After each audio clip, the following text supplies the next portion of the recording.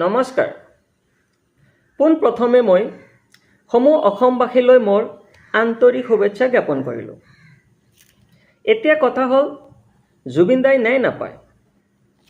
ন্যায় পালে হয় যদিহে জুবিন দাৰ মৃত্যুৰ ঘটনাটোৰ লগত এক বিশেষ সম্প্ৰদায়ৰ লোক জড়িত থাকিলে হয়, তেন্তে কেতিয়াবাই তাক গাড়ীৰ পৰা জঁপিয়াই পলাব বিচাৰিছিল বুলি বা পুলিচৰ বন্দুকটো টানি লৈ পুলিচকে আক্ৰমণ কৰিছিল বুলি কিছুমান সাধু কথাৰ সৃষ্টি কৰি তাক কেতিয়াবাই এনকাউণ্টাৰ কৰি অসমবাসীৰ ওচৰত ন্যায় দিয়াৰ ড্ৰামা কৰিলে হয়, কিন্তু সেইটো সম্ভৱ নহ'ল। সেয়েহে অসমবাসীৰ মৰমৰ শিল্পী, যাক অসমৰ আকাশে বতাহে জীৱ জন্তু চৰাই চিৰিকটিয়ে ভাল পোৱা প্ৰাণৰ শিল্পী জুবিন দাক অসমৰ চুকে কোণে বসবাস কৰা জাতি ধৰ্ম ভাষা নিৰ্বিশেষে সকলোৰে বুকুত সকলোৰে অন্তৰত বাস কৰা আমাৰ মৰমৰ জুবিন দা আমাৰ পৰা নোহোৱা হ'ব আজি একমাহ অতিক্ৰম কৰিলে। যদিহে সঁচা অৰ্থত জুবিন দাৰ মৃত্যুৰ ঘটনাটোৰ ন্যায় দিম বুলি বিজেপি চৰকাৰে ভাবিলে হয়, তেন্তে অসমবাসীয়ে বিচৰা ধৰণে জুবিন দাৰ কেছটো CBIৰ হাতত অৰ্পণ কৰিলে হয়, কিন্তু সেয়া নহ'ল। কাৰণ বিজেপি চৰকাৰৰ ভয়, কেঁচু খান্দোতে সাপ ওলোৱাৰ ভয়। হিমন্ত বিশ্ব শৰ্মাৰ পৰা আদি কৰি ৰিণিকী ভূঞা শৰ্মা, পবিত্ৰ মাৰ্গেৰিটা, জয়ন্ত মণ্ডল বৰুৱা, পীয়ুষ হাজৰিকা এই আটাইবোৰ তদন্তৰ আওতালৈ আহিব লাগে। কাৰণ এই নৰ্থ ইষ্ট ফেষ্টিভেলৰ নামত যিবিলাক ড্ৰামা চলি আছিলে, সেই ড্ৰামাবিলাক সিদ্ধাৰ্থ শৰ্মা বা শ্যাম কানু মহন্তৰ দৰে দালালবোৰে কৰিব পৰা নাই। তাৰ পিছত অসম চৰকাৰৰ হাত আছে। জুবিন দাৰ মৃত্যুৰ ঘটনাটোৰ লগত সিদ্ধাৰ্থ শৰ্মা আৰু শ্যাম কানু মহন্তৰ দৰে দালালবোৰৰ লগত অসম চৰকাৰো সমানে জগৰীয়া। কাৰণ অসম চৰকাৰে অসমৰ ডেভেলপ নকৰি, অসমৰ উন্নয়ন নকৰি, অসমৰ গুণগান হ'বলৈ, অসমৰ নাম হ'বলৈ বিদেশত গৈ নৰ্থ ইষ্ট ফেষ্টিভেলৰ নামত কেলেংকাৰী আৰম্ভ কৰিলে।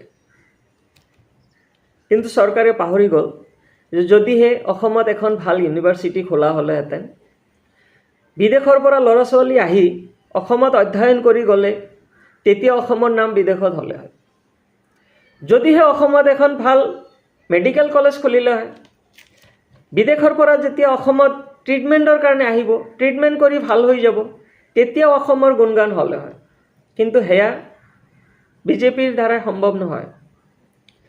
কাৰণ বিজেপি চৰকাৰৰ ৰাজনীতি হিন্দু মুছলিমৰ ৰাজনীতি কৰিব লাগিব, অসমৰ ডেভেলপমেণ্টৰ লগতো জড়িত নহয়। অসমৰ উন্নয়নৰ কামে বিজেপিয়ে কোনো কাম কৰিছে জানো? একো নাই কৰা। অকল দিনে নিশাই হিন্দু মুছলমান বুলি চিঞৰ বাখৰ কৰি থাকিব। মই অসমত বসবাস কৰা মিয়া মুছলমানসকলকো এটা কথা কওঁ, অসমৰ মিয়া মুছলমানসকলে বিজেপিক বেয়া নাপাব। কাৰণ মিয়া মুছলমানক অসমত ৰজা সজালে কোনে? হিমন্ত বিশ্ব শৰ্মা নেতৃত্বাধীন চৰকাৰে। মিয়া মুছলমানক আটাইতকৈ বেছি ভাল পোৱা মানুহজনে হ'ল হিমন্ত বিশ্ব শৰ্মা বা বিজেপি চৰকাৰ। কাৰণ অসমত মিয়া মুছলমান আছে কাৰণেহে বিজেপি চৰকাৰ আছে, নহ'লে বিজেপিৰ নাম গোন্ধ নাথাকিলে হয় চৰকাৰ চলোৱাটো দূৰৰ কথা। অকল এয়াই নহয়, আৰু কিছুমান দল সংগঠনো মিয়া মুছলমানৰ নামত জীয়াই আছে।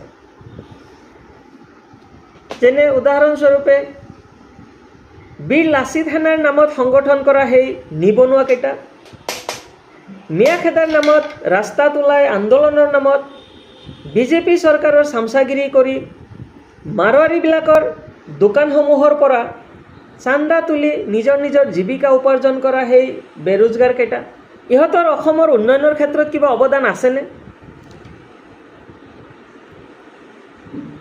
অসমৰ মিয়া মুছলমানসকলৰ বিৰুদ্ধে আন্দোলন নকৰিলে কেতিয়াবা এই সংগঠনটো বিজেপি চৰকাৰে বেন কৰি দিলে হয়। সেয়েহে সংগঠনটো বচাই ৰাখিবৰ কাৰণে দিনে নিশাই মিয়া খেদিব লাগে বুলি মিয়া মুছলমানৰ নামত ৰাস্তাত ওলাই চিঞৰ বাখৰ কৰি থাকে। সেয়ে মই মিয়া মুছলমানসকলক এই কথাটোও কওঁ যে আপোনালোকৰ অসমৰ উন্নয়নৰ ক্ষেত্ৰত, অসমৰ ডেভেলপমেণ্টৰ ক্ষেত্ৰত যিমান অৰিহণা আছে, যিমান অৱদান আছে, সেই সমানে অৱদান আপোনালোকৰ সেই বেৰোজগাৰ নিবনুৱাকেইটাক পালি থকাটো আছে। অসমৰ মিয়া মুছলমানসকলে যিধৰণে খেতি বাতি কৰি, শাক পাচলি উৎপাদন কৰি, মাছৰ উৎপাদন কৰি অসমৰ উন্নয়নৰ ক্ষেত্ৰত যিধৰণে অৱদান আগবঢ়াইছে, সেই তেনেকুৱা পৰিশ্ৰম কৰা, তেনেকুৱা অৱদান আগবঢ়োৱা কোনো দল সংগঠন আমাৰ চকুত পৰা নাই।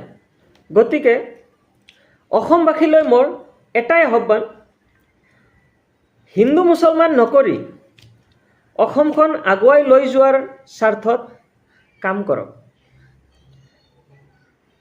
আৰু জুবিন দাই বিচৰা সেই বিশাল অসমখন গঢ়ি তোলক। তেতিয়াহে জুবিন দাৰ সপোন পূৰা হ'ব বুলি মই ভাবোঁ। যদিহে মোৰ কথাত একমত, তেন্তে মোৰ চেনেলটো ছাবস্ক্ৰাইব কৰক আৰু যিমান পাৰে সিমান শ্বেয়াৰ কৰক, যাতে আমি সকলোৱে মিলি এখন সুন্দৰ অসম গঢ়ি তুলিব পাৰোঁ। ধন্যবাদ।